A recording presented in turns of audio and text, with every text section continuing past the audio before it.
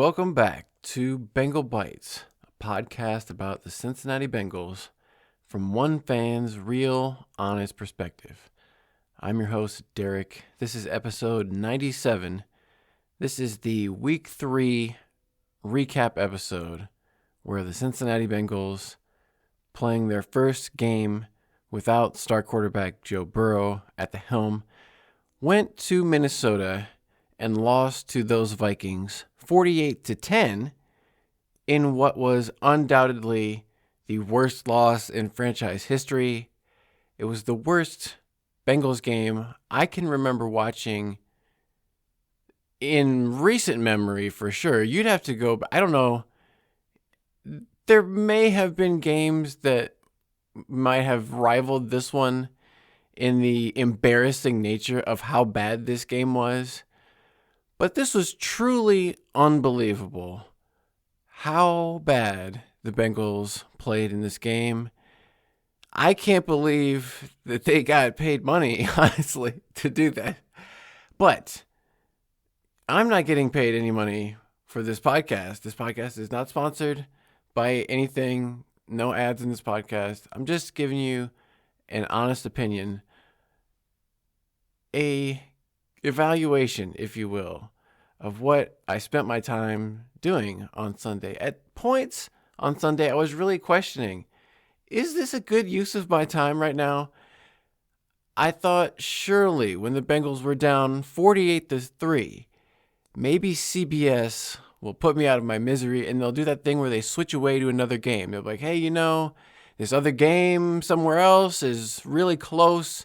It's about to go into overtime and we're going to switch away. Nope. CBS stuck it out all the way to the bitter end, the final snap with this game. And so I was, in some ways, forced to watch because if they're not going to stop showing it on TV, I can't stop watching it because that's the sickness that I have as a Cincinnati Bengals fan.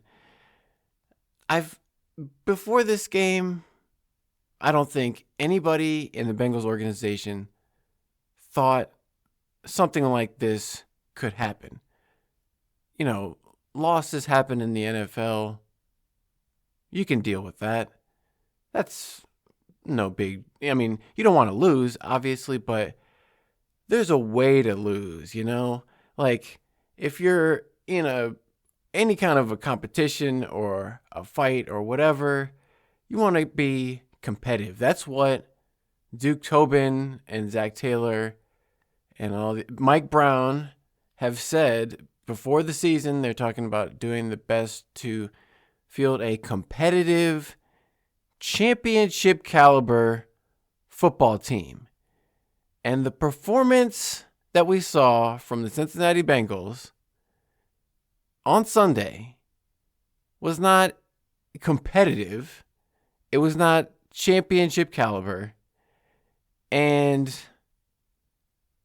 spoilers, if you're trying to get in on that Cincinnati Bengals ticket wait list, there might be some discounts and opportunities coming up soon if they keep playing like this.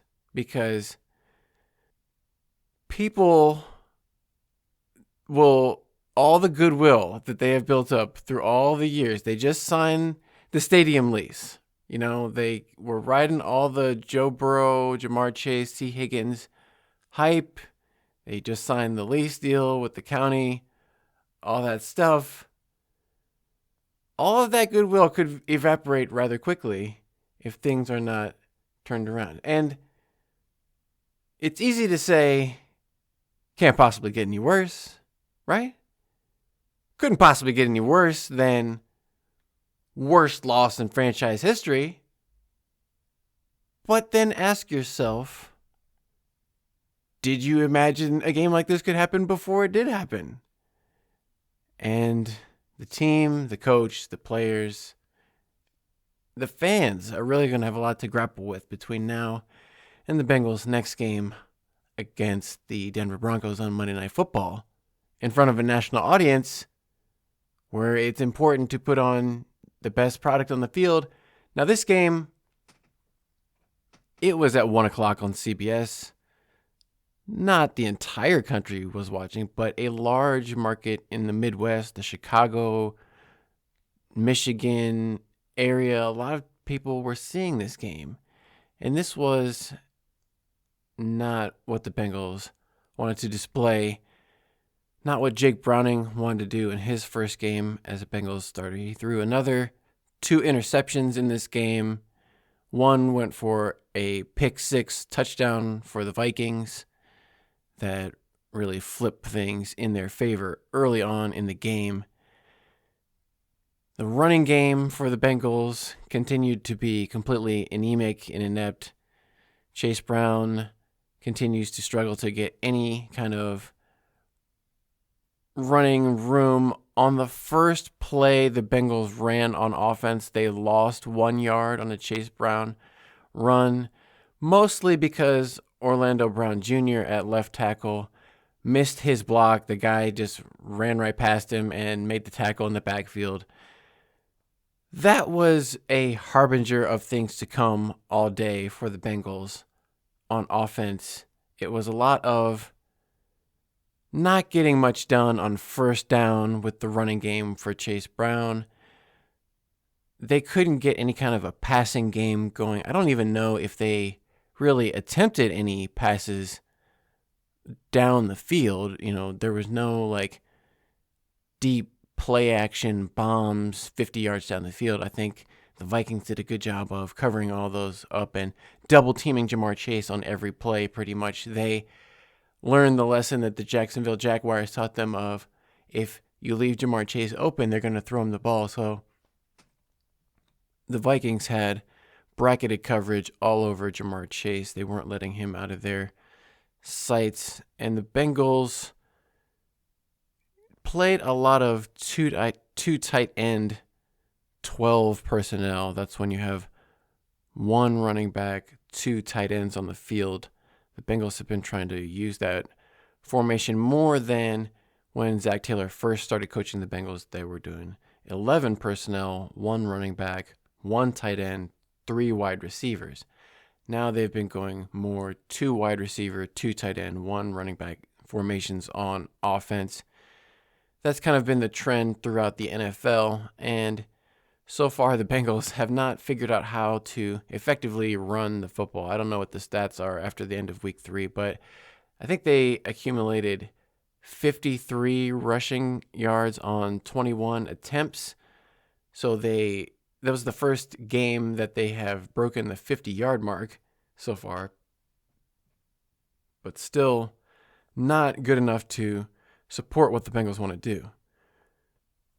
The biggest story or the biggest issue in this game was the turnover margin. The Bengals had created multiple turnovers in their first 2 games, and that's most of the reason why they won those games. They were being very opportunistic with tip passes on defense. Jordan Battle had interceptions in both those first 2 games.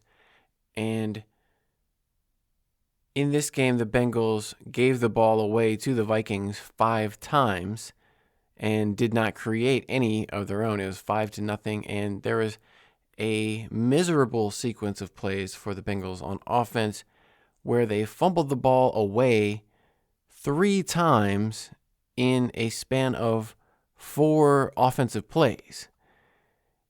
And no one was immune from making errors or having some role in this loss, including Jamar Chase. He was one of the players who had a fumble in this game. The ball got punched out. Noah Fant also had a fumble, and Samaje Perine fumbled the ball as well. There were also multiple other fumbles by Chase Brown and Cam Grandy that the Bengals were able to recover themselves. But at least 5 fumbles that I could count by the Bengals against Minnesota. I don't remember if the Vikings had any fumbles. They certainly didn't lose any of them if they did. And the Bengals did not intercept any of Carson Wentz's passes, the quarterback for the Vikings. He did not play especially well in this game, but he didn't fumble and he didn't throw any passes directly to any of the Bengals. So he played well enough for the team to beat the Bengals by 38 points. I'm not knocking him there. But there were multiple, he took 2 or 3 sacks where he was just holding on to the ball instead of throwing it away. His receivers weren't open. The Bengals defense did, on a few occasions, manage to play good coverage and confuse Carson Wentz so he didn't have an easy, wide open guy to throw the ball to sometimes. But he didn't commit like a Jake Browning running outside the pocket, throw it backwards across your body, and it gets tipped directly to one of the other team.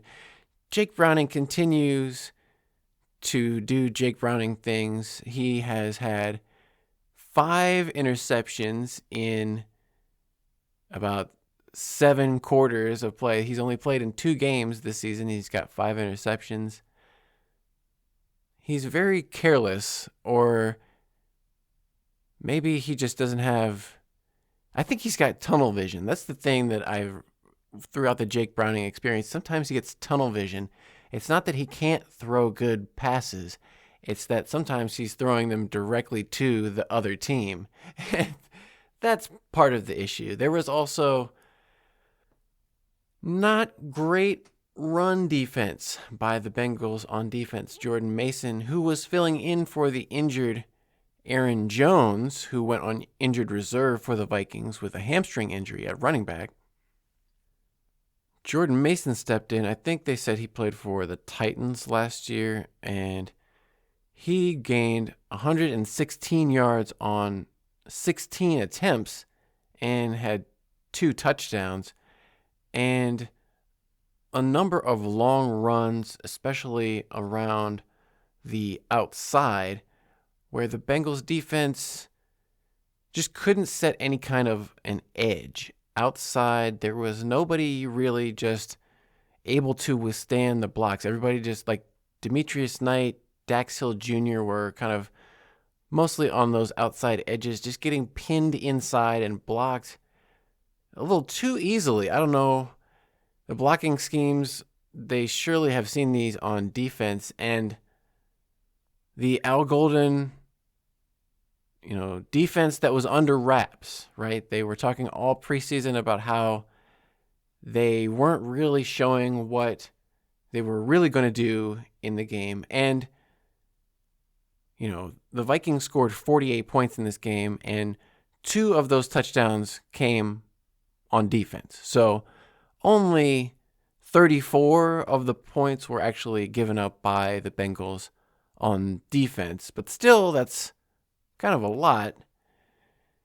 And they gave up over 350 yards of offense, which, when you consider the Bengals only gained like 175 yards of offense, that's not going to cut it defensively. So they didn't force any turnovers. They didn't really force the Vikings to get off the field. It was especially bad. The game could not have started any worse. Like, from the opening snap, the Bengals committed 2 penalties and they gave up almost a first down. The guy gained 9 yards on first down, and the Bengals had 2 penalty flags on top of that. So it was, I think Dax Hill had a face mask on somebody, or illegal hands to the face, and BJ Hill held somebody at the line of scrimmage. The very next play, Dax Hill got another penalty for basically submarining, or trying to submarine Adam Thielen's knees out from under him on, I think it was like a screen play out of the backfield. He made a good tackle on it, a good aggressive play like we had been seeing from Dax Hill. But unfortunately, he got called for an illegal cut block. And Zach Taylor was trying to argue that he didn't touch him, it wasn't intentional or something, I don't know. But even if he didn't touch him, it looked like he did, and it looked like he tried to go low on it. So in that situation, if it looks like you committed a penalty, they're probably going to call it rather than not. So not a great start. The Vikings ended up taking it right down on the Bengals defense without much resistance. Got up 7-0 in 2 minutes. The first drive for the Vikings only took 2 minutes off of the time. And then the Bengals came out, went 3 and out on their first drive, and gained 0 yards doing it. It wasn't even close to getting a first down. They had -1 yard on the first down carry by Chase Brown. They had a 2-yard pass to Jamar Chase on a screen to the outside that the Vikings defense was able to corral pretty easily. And then an incomplete pass on 3rd and 10 where Jake Browning, I guess, just kind of predetermined he wanted to throw to Jamar Chase, and instead of reading the defense, throwing it to Mike Gesicki on the left, who was his check down, who could have maybe had an opportunity to break a tackle against a one-on-one defender and pick up a first down. But Bengals ended up punting it away. But then, to their credit, Bengals defense also forced a punt, especially with a sack. I think this was Chris Jenkins and Joseph Osai maybe split half of a sack on Carson Wentz, where it was a good coverage call. And so, okay, Bengals are still in it, 7-0, but they forced the ball back give the ball back to their offense. Good job by the defense. Then that's when things kind of took a turn for the worst. Bengals are driving a little bit. They get a first down on a pass to Noah Fant for 10 yards. But then Jake Browning, he's rolling around outside the pocket, rolls out to his right, tries to throw back across his body to the middle of the field, and it's tipped in the air by safety Harrison Smith, who has kind of rotated down from the middle of the field down into one of the underneath zones. He steps in front of Jake Browning and tips the pass to Isaiah Rodgers. I think it was intended maybe for Chase Brown, but not a good decision by Jake Browning. T. Higgins had an opportunity to maybe make a tackle, but Isaiah Rodgers breaks T. Higgins' tackle, outruns all the offensive linemen and Jake Browning all the way for an 87-yard touchdown to make it 14-0 Vikings. Then the Bengals get the ball back. They're moving backwards again. They don't pick up any yards after 5 plays. They're punting it backwards after a 9-yard sack. I think Jake Browning, probably rightly so, was a little bit tentative to throw the ball down the field on 3rd and 8, and he ended up taking a 9-yard sack to push them all the way back. He wasn't getting any help from the running game. They tried Chase Brown up the middle it went for 2 yards and a 0-yard gain. The Bengals offensively, along the offensive line, were just getting dominated pretty much all day. You know, when you're watching the game live, I'm normally watching the football and where it's going and what's going on. Like when the quarterback has it, I'm watching him and I'm looking at whether or not there's any pressure getting near the quarterback and the football before he throws it. And then obviously after the ball's thrown, you're looking what happens. But when I went back and rewatched the game and just kind of tried to focus a little bit on the offensive line to see how they were doing in their one-on-one matchups, things were not going well. It was ugly how bad the Bengals were getting beat up front, particularly on the interior, which we were hoping was going to be an issue, which was going to be addressed in the offseason by drafting some new rookies, signing some guys. So far, that's not bearing out a lot of fruit. Dylan Fairchild probably has had his worst game as a rookie. He was getting thrown around. I can't remember if he had another penalty in this game, but he got pushed back and beat Ted Karras was getting beat at the point of attack a number of times. Dalton Reisner, their replacement at right guard, he only played in the first half. Apparently, he had a minor, quote-unquote, calf injury that, they say he should be good to play, but a guy at his age with a calf injury, hopefully it's not going to be an issue, but that meant that Jalen Rivers, the rookie, had to come in and play for the entire second half. But by the time they got to the second half, the game was already well out of reach. Is what I meant. Easy for me to say.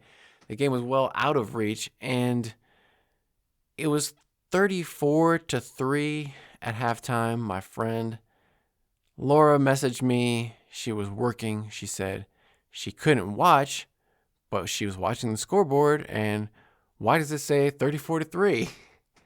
I didn't have any kind of an explanation for her. It was truly unbelievable how bad things were going. And even after halftime, they didn't come out and show any kind of fight to get back into the game, There have been big comebacks in the NFL. That Super Bowl Tom Brady won, they were down 28-3 at halftime. It's possible. Anything is possible in the NFL. But the Bengals didn't really seem interested in being competitive. Like I said, it got to 48-3 at one point in the second half. And they did some great camera work by CBS to show Bengals fans in the stands, obviously, fans covering up their mouths in disbelief and shock and horror. They showed one woman who was wearing a Bengals jersey, which surely cost her lots of money. And she was mouthing the words to somebody else in the stands. Like, it looked like she said, "I don't know how it could be this bad. How is it this bad? It's so bad." And just like holding her hands over her head. This is what the Bengals are doing to people. Grown women are weeping in the stands watching what they're doing. And, they interviewed Zach Taylor on the way to halftime. It was one of those great. It reminded me of that Chargers interview with Brandon Staley, where I forget how bad they were getting. They were getting beat something ridiculous. It was worse than 34-3. I would have to look it up. It was something ridiculous, like 50-0 at halftime, and they were just getting trounced, and then they interviewed him. But that's what this interview with Zach Taylor felt like.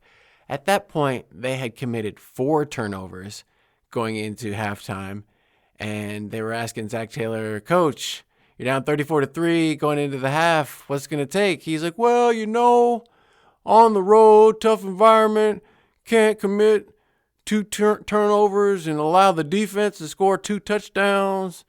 So we're going to have to," he's basically said, "we're going to have to play for pride in the second half." And it was crazy. It was like the announcer's jinx. Right when Tony Romo was talking about how the Bengals were going to have to come out in the second half and play with a lot of pride, as those words were coming out of his mouth, Jake Browning threw another interception, the 5th turnover of the game for the Bengals. And, if this game had been at Paycor Stadium, obviously the stadium would have been completely empty. But you notice in a game where your team, the home team, is winning 48-3, there's no empty seats anywhere. Nobody leaves early at a game where you're up by 30 plus points. Everybody is there to hang around and celebrate and cheer and have a good time. Nobody is heading for the exits at a game where the other team is dominating like this. So just wanted to keep that in mind for Bengals fans. But if the Bengals continue to play like this, and hopefully, surely, this can't continue, later in the season, ticket prices might be available for a somewhat more reasonable rate, let's say. They're not giving these tickets away. None of these games are going to be canceled. But the Bengals have a lot of games that are supposed to be in prime time. And the NFL doesn't want a product like this on the field. This isn't good for anybody, Getting beat 48-10, and that last touchdown that the Bengals got went to Drew Sample. It was in the fourth quarter. It was a completely meaningless touchdown. Hard to really get excited and to celebrate that one. And I was really asking myself at that point, why did the Bengals still have their starting most valuable players still playing in the game? Jamar Chase played like 86% of the offensive snaps. Same pretty much for T. Higgins. And they just signed these guys to massive multi-million-dollar contracts. You're getting beat 48-3 in the fourth quarter. Did they really need to be out on the field? I think it would have been wise for whoever is making those decisions. I don't know who it is, but if you're spending that much money, you know what? Let's save them. It's a long season. We don't want to turn this horrible game into something worse. So let's get these guys off the field. Put Charlie Jones out there. Charlie Jones, if you can believe this, in a game where the Bengals were losing 48-3, Charlie Jones only got to play 3 plays of offense. Now, I guess he is their punt returner, so he has another role on the team. He's got other responsibilities. But you figure, get some of those, other guys some experience out there. I don't know. That's just me. But also, the Bengals were dealing with multiple injuries in this game. Samaje Perine did not play in the entire second half because he had an injured thumb. And apparently came on the play where he fumbled. I couldn't tell maybe if it was when he was going to the ground and trying to recover the fumble, when he may have gotten injured, but they said he had his thumb wrapped up in kind of a splint during the game. He was on the sidelines with his street clothes on, no pads or anything. That meant that Taj Brooks, the running back, got in and he got his first carries in the NFL. Not the circumstance. Obviously, it would be better if the Bengals were in a blowout victory and able to get Taj Brooks some action, but he was able to get in and at least gain a few positive yards when he got the ball. But if we check the box score, Taj Brooks, 5 carries for 17, long of 7, average of 3.4. So he didn't do anything, spectacular. Samaje Perine, maybe one of the few bright spots in this game came early. I think it was on the Bengals' second drive, where I think that was where they threw the interception right after this, where it was 3rd and long. I think it was 3rd and 12, and they handed the ball off to Samaje Perine. He was able to find a little daylight up the middle, and then he was just so strong and powerful. He carried 3 Vikings defenders before his knee went down, stretched his body out to extend the ball beyond the line to gain for the first down. Unfortunately, that took 5 minutes for the NFL to do this whole review process. Instead of using the old style chains to come out and measure for the first down and say, is the ball beyond the stick? We can't do the sticks anymore. So they're doing this virtual measuring system where they use cameras and put the ball on the field, and there's chips inside the ball to detect where the ball is on the field, and then they can use the cameras and blah, blah, blah. But the whole process took 5 times longer than just bringing the sticks out. And then that delayed the whole game. And then they said, okay, after review, the player is short. And then the Bengals challenged the spot of the ball. So they said the human being referee, using his human being eyeballs, screwed up and did not accurately position the ball onto the field for the cameras to read. So then they had to go back and review that. Now, why couldn't they just do all of that ideally while the play happened? But it shouldn't have taken 2 separate reviews to get the call correct. Why can't we just get the call right and move on with life and move on with the game instead of delaying the whole process by 5 minutes? I don't know. They could have gone to a commercial break and spared us all the hassle of dealing with that.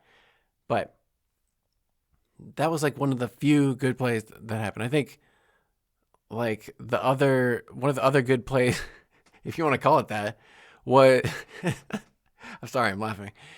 The Bengals, the longest play that the Bengals had in this game went for 30 yards, and it was a 15-yard pass to T. Higgins, plus a 15-yard penalty on top of it for illegal use of the helmet by Jeff Okudah. Jeff Okudah was trying to spear guys all day with the top of his helmet. He's probably got a fine or 2 on the way for this game, because I think it was on the opening kickoff, the kickoff after the Vikings scored their first touchdown, where Samaje Perine was returning it. Jeff Okudah came down and tried to tackle Samaje Perine like with the top of his head. And I think he got a knee to the head or something, because he came up and he had to be evaluated for concussion. And obviously Samaje Perine weighs like 240 pounds or something. He's a load to bring down. So trying to hit him on a kickoff return is not going to be a fun experience for anybody. But Jeff Okudah, like, he looked like he hit T. Higgins in the neck with his helmet. It was on the line of kind of like shoulder to helmet, helmet to helmet, helmet to neck. A dangerous play, not the kind of hit I want to see T. Higgins taking, certainly, but luckily he was able to brush this one off without any ill effects. But those are the kind of hits that you don't want, your players to ever take. But especially, now obviously this was early in the game when the Bengals were still on it, but we don't want them taking any kind of hits to the head or neck area when we're getting beat 48-3 here, Coach. But Jamar Chase in this game was efficient, 5 receptions on 6 targets, but only gained 50 yards, no touchdowns, long of 28. But for the most part, the Vikings did a good job of covering him up. The other primary receiver, Noah Fant, he was actually only ended up playing a small handful. I think he only ended up playing like 18 snaps, but on those 18 snaps, somehow he got 5 targets in the game for 5 targets, 5 receptions, 26 yards. Unfortunately, he had a crazy fumble where Isaiah Rodgers perfectly punched the ball out, and the ball immediately went into his arms. He got up and ran all the way back for a touchdown before anybody even had a chance to even stop him. It happened so fast, I didn't even see what had happened, because the angle on the initial camera, you couldn't see where the ball came out, and I couldn't tell what happened, but all of a sudden this guy's taking off the other direction with the football. So something bad happened for the Bengals. And unfortunately on that play, Noah Fant got hit right after he fumbled. Then he got hit in the head by another Vikings defender. So I don't think it was Jeff Okudah on that play, but hopefully that's not a technique they're coaching in Minnesota, hitting the other players directly in the helmet with your helmet, because Noah Fant went in way later in the game with a concussion. So he came. This play happened right before halftime, and it was crazy how this whole sequence of events where the game unraveled for the Bengals was 2 minutes left to go in the first half. The Bengals were still theoretically in it because it was 17-3. They went down 14-3 right away. That wasn't good. And then second quarter, they traded field goals. So, okay, the Bengals got some points up on the board. They were able to do something. They weren't shut out, at least. And they were stopping the Vikings on offense a little bit. Fine. But then they started fumbling, and they didn't stop fumbling. Jamar Chase, it was a good play by Isaiah Rodgers. It was his second amazing forced fumble. The Vikings were talking after the game about how they practiced punching the ball out, doing the peanut punch, in reference to Chicago Bears defensive back Peanut Tillman, who is famous for punching the ball out of the ball carrier's hands, 15 or 20 years ago. He was kind of the one who not really innovated that. I think guys had tried to do that in the past, but maybe just the first time it became known as a viable technique that all players should try to do on defense. And the Vikings were really punching the ball out and effective at doing so. And Jamar Chase, he had the fumble. Noah Fant, he had the fumble. Isaiah Pirine, they all fumbled on like sequential plays right before halftime that all led to either touchdowns or the Vikings on Samaje Perine's last fumble. I think there was like 35 seconds left to go in the first half. The Bengals had just fumbled twice in a row. And just like, you can't get fooled twice in a row. You don't want to do it 3 times in a row. So Zach Taylor's just trying to run the clock out. Let's not do anything fancy. Samaje Perine, bread and butter up the middle, right? At that point, it was 31-3. And Bengals just wanted to get to halftime. Perine fumbles. Obviously, the Vikings recover it. They're able to set up their kicker, who makes a 62-yard field goal. Unbelievable, the kickers these days making these field goals. This was indoors, so there's no wind, and that kind of helps. And they got these kicking balls they were able to rub up and get all the way they like it. So kickers are nailing these kicks from long distance. But that was just the signal that everything was going the Vikings' way. They're making 62-yard field goals on the last play of the half to take it in halftime to go up 34-3. Nothing was going the Bengals' way at all. And, Zach Taylor was doing that typical pursing his lips. My friend called it the reverse duck lips, where he's just sucking his lips into his mouth, pulling his hat down real low, trying to hide his eyes, and staring at that offensive play sheet, wondering what calls can I possibly call for our offense to not fumble? Because a lot of people are going to give a lot of blame to Zach Taylor and the coaching staff, and rightly so. They deserve a lot of it for seemingly not having any kind of a game plan to effectively deal with the Vikings on offense or defense or special teams. They got totally dominated, so nobody is without blame here. But,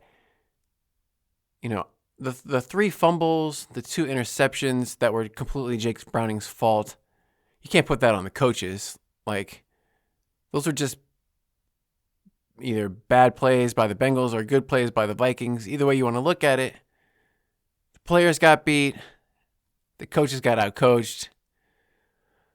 All the way around, this game was terrible. I'm trying to go back and look at what possible positive silver lining can I take out of this game? I mean, Chris Jenkins had 1.5 sacks, and that was, he was 6 tackles total. He was near the top in terms of tackles for the team. 2 quarterback hits for Chris Jenkins Jr., number 90 for the Bengals on defense. So that was a combination of good pressure. He was able to, get and rush to Carson Wentz, but also good job by the linebackers and defensive backs covering up those receivers, making it hard for Carson Wentz to decide what to do with the football to allow those defensive linemen to get home. I also saw a couple of nice passes defense by DJ Turner. Maybe it was just one, but he made a nice play on at least one pass that was intended for Justin Jefferson. So he won at least one of those battles. Miles Murphy had a couple of good plays early, including half a sack. I think I said Joseph Osai. Oh, no, actually, Joseph Osai had 1 sack in this game. The Bengals had 3 sacks total in this game. Half a sack from Miles Murphy And he had another play where Carson Wentz, it was 3rd and long. I think it was 3rd and 8 early on in the first quarter, and Myles Murphy was able to force the Vikings to punt by chasing down Carson Wentz, running outside on the left edge, showing off that speed, and part of the reason why the Bengals drafted him in the first round. I think he ran like a 4.6 something. High 4.6 is coming out of Clemson for Myles Murphy, and the reason why he got that high RAS score. So good play from him, and finally, making a play, flashing something. Unfortunately, Shamar Stewart and Cam Taylor-Britt did not play in this game. That's one of the things that I failed to mention earlier on, but 2 key players for the Bengals on defense were out for this game. That's not an excuse. Injuries happen, and it's got to be next man up. Obviously, the biggest of all injuries happened with Joe Burrow going out. And leading up to the game, I don't know if you are like me, maybe you watched some of the Bengals, the in-house media does their own productions, and they'd have like Bengals Weekly, and it's like a weekly TV show that they play on the TV stations and YouTube and stuff. And then you've got all these other previews from all the other media outlets. Nobody predicted a game like this, but what I would consider somewhat of the team propaganda was saying how this was going to be an evenly matched battle of the backup quarterbacks. It was J.J. McCarthy was injured for the Vikings, so Carson Wentz, the backup, who's played for like 6 different NFL teams at this point, he's bounced around, didn't look especially good when he started for the Kansas City Chiefs last season. That was the game Bengals fans watched so intently because it was the game to determine whether or not they were going to make it to the playoffs at the end of last season. The Bengals won their last 5 games. To do everything after going 4-8, to do everything to not make the playoffs. They did everything to try to make it back into the playoffs. But the Denver Broncos beat the Chiefs backups and Carson Wentz. And I think it was like 38-0 or something, which was as bad as the Bengals lost today, or the other day. But we saw in that game last season that Carson Wentz was holding the ball too long, didn't really know how to read defenses that well, seemed confused. And that's pretty much how he looked throughout most of the day. It's not like the Bengals defense didn't do anything well. It's just that the offense, put them in bad positions by turning the ball over 5 different times. They were constantly going back out onto the field. Plus the fact that, especially in the second half, the Bengals on defense didn't look especially interested in tackling, let's say, or putting their bodies. They were making the proverbial business decisions, let's say, in the second half. Nobody was really laying their bodies out there too hard, except for probably P.J. Jules. P.J. Jules was going a little bit too hard. At one point, he got a 15-yard face mask penalty trying to cover a punt. In the punting game, it was an up-and-down day for Ryan Rico. He did have a 70-yard punt in this game, that was good, except that on that 70-yard punt, they returned it 30 yards, so it was only a net of 40. He also had a really short punt at one moment where the Bengals, I think, it was something like they were punting from like their 15-yard line, and the ball didn't make it past midfield. It was still on the Bengals side of the field after he punted it out of bounds. I think it went to like the 45 or something like that. Not a good punt from Ryan Rico, but a little bit of an inconsistency. He was pretty good with, I guess, holding the snaps on the field goal and extra point that the Bengals made. But the Bengals, they didn't even have an opportunity to kick more than one field goal. That just shows you how bad the offense was doing. It wasn't just the turnovers, because 5 turnovers, yeah, that makes the score look worse than it was. But even if the Bengals hadn't turned the ball over, and even if they just punted the ball to the Vikings, the Bengals defense wasn't really stopping the Vikings on offense. They were getting like run over pretty much. And yeah, it's just really hard to find any kind of like positives to take away from this game. It was ugly, but like Zach Taylor said, you can't let this game beat you twice. So they're going to have to rebound and have short memories. Like Logan Wilson said after the game, 24-hour rule. Just, move on after this one. Can't dwell on it. And Ted Karras made the point. They're going to have to be honest with themselves. They're going to have to do an honest evaluation. Watch the tape, and make the adjustments and the corrections that are needed. But on a certain level, it's hard for this type of a game to not break the confidence a little bit. I know everybody will say and do the right things. Nobody's, going to change their attitude. Everybody is a professional, right? So these guys are professionals. I'm sure nobody's going to give up. They're playing. They've got their own goals and things that they want to do in their careers. So they're not going to just totally lay down, I'm sure. But as coincidence would have it, in a totally different game this week in the NFL, one NFL player for the Indianapolis Colts pointed out that the opponent, the Tennessee Titans, looked like they didn't really want to play, and they weren't really that intense in the pregame warm-ups. They weren't really showing a lot of energy. It looked like they just generally didn't show up to play that day.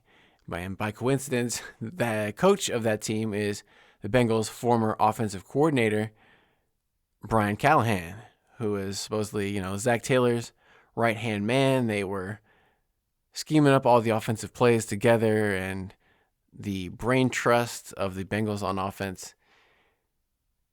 It's looking like Brian Callahan is not going to last the entire season as Tennessee Titans quarterback. They're currently 0-3. They've got, Cam Ward was the number one overall pick, so I don't know what they're going to do, but hopefully other teams are not saying similar things about the Bengals in future games. Hopefully they're not saying that they didn't come ready to play. I don't know that the Vikings said things like that about the Bengals in this game. I wouldn't be totally surprised given the performance, but it didn't feel like the Bengals weren't trying hard. I'm not accusing the Bengals of lack of effort in this game particularly. I'm saying I hope that that doesn't happen going forward because of this one game. There was consistent effort. Like I said, there was maybe even too much effort. Why was Jamar Chase and T. Higgins on the field the entire game? We could have shown more effort to get Mitch Tinsley and Andre Yosivas and some of those other guys more snaps, because no offense to those guys, but if they get injured, it's not that big of a deal. So, we want to see the guys out there who get paid the most money because they get paid all that money for a reason, because they are that good. And they didn't play like it in this game, obviously. But there's going to be more opportunities. I just want to see something where it feels like it's not a complete waste of time. Like I said, for moments of the second half, it felt like if I weren't such a diehard fan, I would just turn the game off and do something else. But maybe it was because I knew I had to record this podcast. Whatever the reason, I couldn't stop watching. I had the sickness. Even at 48-3, I was watching that thing all the way to the bitter end. Every snap, AB, all the way to the end. And I didn't feel like I was really rewarded. That one touchdown in the fourth quarter to make it 48-10 did not make me feel any better at all. Nothing any of the players said after the game made me feel better. Not that it should or would. Nothing Zach Taylor said after the game made me feel better. And the real tragedy here is that the real people who should be answering for this, like the ownership, Mike Brown, Katie Blackburn, Duke Tobin, any of the people who are responsible for picking out the players who make up the roster, it's always left up to the players and Zach Taylor, but this isn't all their responsibility, Maybe the Vikings just had way better players out in the field than the Bengals that day. That could also be part of it. We can't overlook that. 5 turnovers, yes. I'll give you that would swing the score. And how many points, let's say, if I'm going to be generous with the Bengals, I'll say that those 5 turnovers directly caused 27 points for the Vikings. But even then, the Vikings would have beat the Bengals 21-10. If you take 48 minus 27, that's 21. Bengals still would have gotten beaten by multiple scores. So even considering the turnovers, it was ugly. I'm always trying to come up with analogies. I know. If you listen to the last podcast, I was coming up with some weird ones. I apologize. I was driving, had a lot of things on my mind while I was out on the open road, so I didn't have a lot of time to prepare properly for that preview episode. So I apologize if things went off the rails on that, but I didn't make any predictions in the preview episode. Coming into the game, like I said, this isn't a gambling podcast, but if you looked at the lines, I think it was between 3.5 and 5.5. It fluctuated back and forth. I think because of that backup quarterback situation, you never know what you're going to get out of either team in a backup quarterback scenario. So the betting was back and forth, but the Vikings were favored to win. I didn't want to predict a loss, especially because this is a Bengals podcast. Nobody wants to hear a preview for a Bengals game where I say, they're probably going to get, blown away. They're probably going to lose by 38 points. I can't predict something like that. Nobody wants to imagine something like that. That would be like, a preview for a movie saying this movie is probably going to be terrible. Nobody would want to go watch it. Same thing. I get it. But there's going to have to be a lot of soul searching. I don't know the character of everybody in the Bengals locker room. It seems like they all say the right things when the cameras are in front of them. We don't know what it's really like behind closed doors. Hopefully it's all as tight-knit and unified as they would have us believe from the outside. But I think the performances as these games, if you can believe it, are going to get even more tougher. The Vikings were a tough opponent, but they were down their starting quarterback. And the NFC North is coming up. They're looking pretty tough. The Lions, the Bears, the rest of the NFC North, the AFC North, and the rest of that schedule, the Ravens, all those teams. I think, they got the Ravens, Bills, Ravens in a 3-game stretch. What are those games going to look like if this is indicative of the performance we're going to see from the Bengals the rest of the season? Obviously, they're going to have to do something to figure out how to not give the ball away to the other team when they're playing offense. It's very difficult to score any points when you're constantly giving the ball to the other team.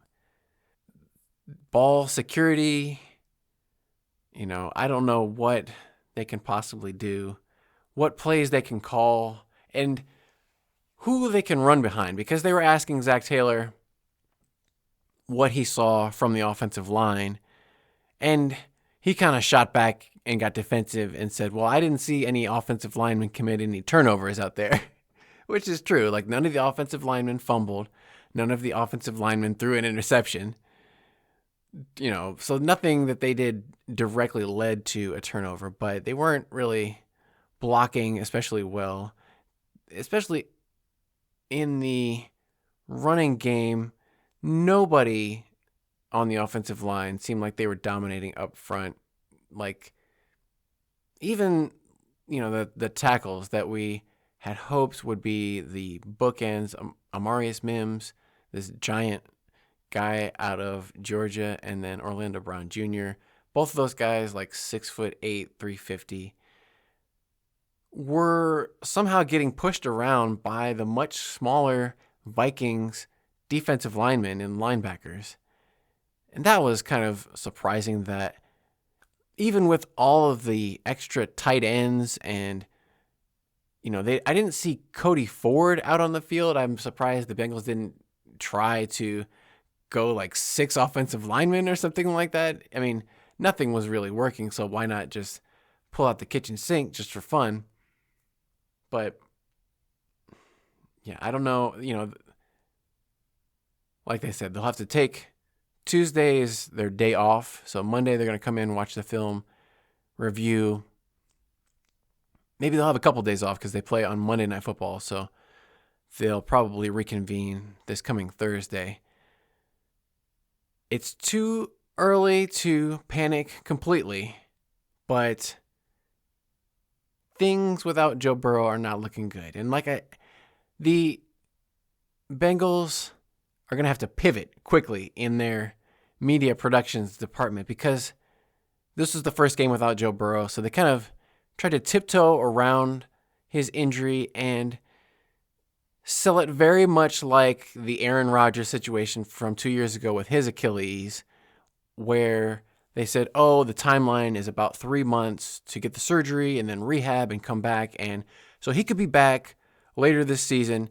And then the words that they used, Marissa Contepelli said, Joe Burrow is going to miss a handful of games.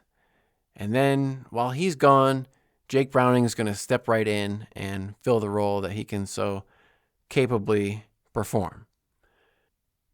I think a handful of games is kind of putting it overly optimistically. Even best case scenario, 3 months, Joe Burrow could come back. I don't think that's a realistic expectation. And I don't think Bengals fans should have the expectation that Joe Burrow will be back 3 months from now. I am trying to be objective, not be biased. If I were Joe Burrow, I would do everything to just get healthy for next season and not be worrying about trying to rush back too soon from another serious injury that has required surgery and rehab. They mentioned it's not just the physical aspect of it. These guys aren't robots. Joe Burrow, as much as he tries to play that type of stoic character to the media to build that image of himself, I'm sure there's a sensitive person inside there who is feeling sad and depressed and disappointed that his season is effectively over. I mean, even if he came back, he's not going to throw for all the yards and touchdowns and achieve all the things that he wanted to achieve. And this is going to be another scenario where he's going to have to be playing for comeback player of the year. He's already won comeback player of the year twice, and he got up there last time and said, hopefully I never am up for this award again. It's not the kind of award you want to win. And unfortunately, hopefully he will be up there winning that award one day. That is my greatest wish for Joe Burrow, is that he is a 3-time comeback player of the year. That's what I want, because what I don't want is to see Joe Burrow go out there, try to come back from injury too soon, force himself to play and cause himself even more permanent damage that could affect him, not just in his football playing career, but you got to think about life outside of football. These guys aren't going to be playing this game forever. Joe Burrow has other things to do in his life, and he needs his body. He needs his toes. People are like, oh, he can just, put a special plate and wear a special shoe and, do all these different things. Like, we shouldn't be asking Joe Burrow to patch his body up and just go out there for our entertainment. And not just entertainment. I know a lot of people have wagered a lot of money on various forms of gambling, and that kind of warps things, unfortunately. That's one of the things that, players get a lot of heat on social media. Chase Brown was talking about how people will come at him on social media because, they think he is responsible for them losing their $15 bet on one of these gambling websites because he didn't gain enough yards or whatever. And just like that, I think people are going to have too much pressure and expectations on Joe Burrow because they picked him for their fantasy football team or they bet on him to do whatever.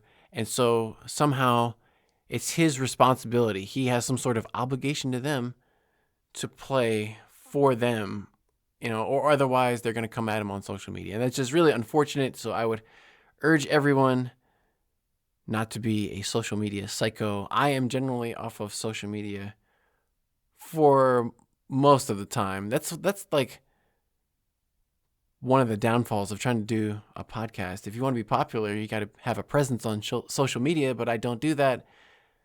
So I'm assuming that's why this podcast isn't that popular. That's probably the reason. Why are the Bengals not the most popular franchise? I don't know. I like the uniforms. They look pretty cool, but the uniforms, they don't look that great when you're losing 48-10. That's the unfortunate part. They look good when you're winning. And, I hate to say it. No, I can't say the Browns look good. The Browns, they were wearing their all-brown uniforms in Cleveland, and they beat the Green Bay Packers, who were looking like one of the top teams in the NFL. They had just traded for Micah Parsons. They were 2-0 coming into the game against the Browns, who were 0-2. Nobody expected the Browns to win that game.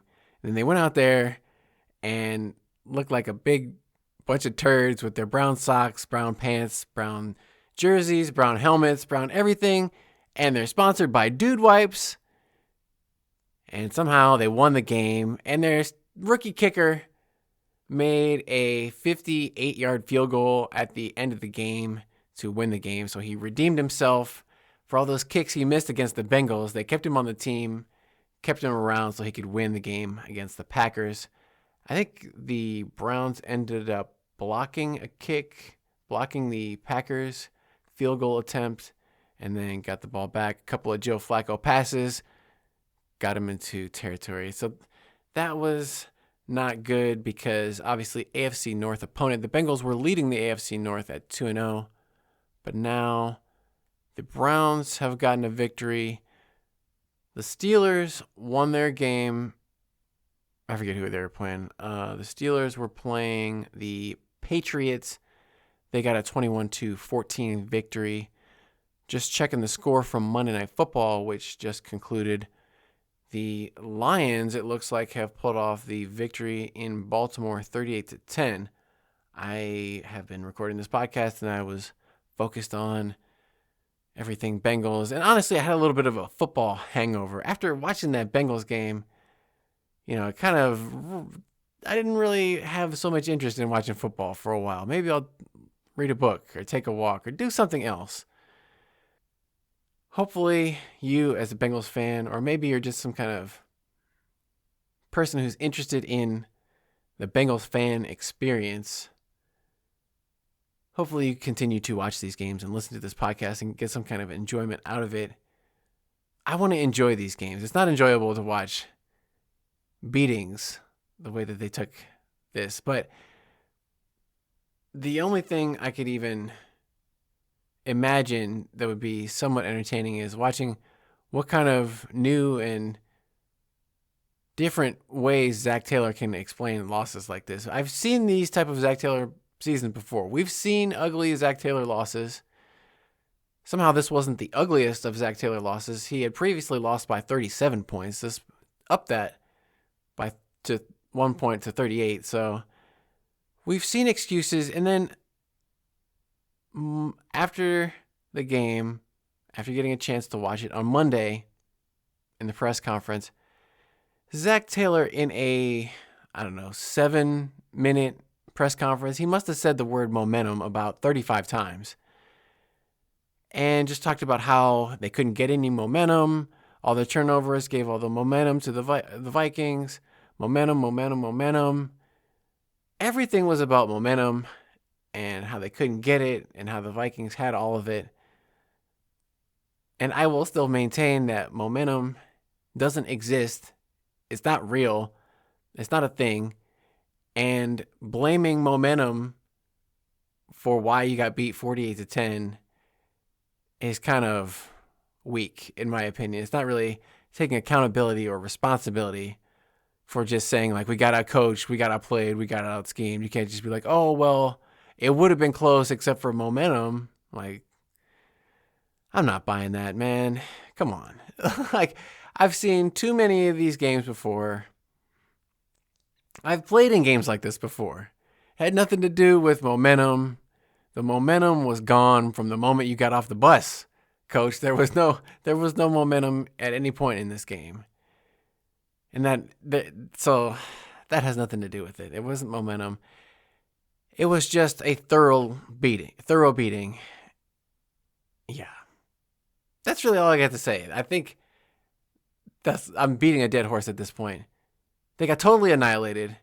It was really disappointing. It was a terrible, horrible, no good, very bad day for the Bengals. So, on the next episode, we'll preview week 4 and everything we have to look forward to for the game against the Denver Broncos. Positivity. Let's smile and put on a happy face. Bengals are still 2-1 and everything is looking up. All right. If you have any comments, concerns, questions, let me know. Send me an email, bengalsbitespodcast@gmail.com. And I think that's it. Look at the description. I'll try to put it down there. But until next time, I'm going to leave you with a hooday and stay hungry for more Bengal Bites.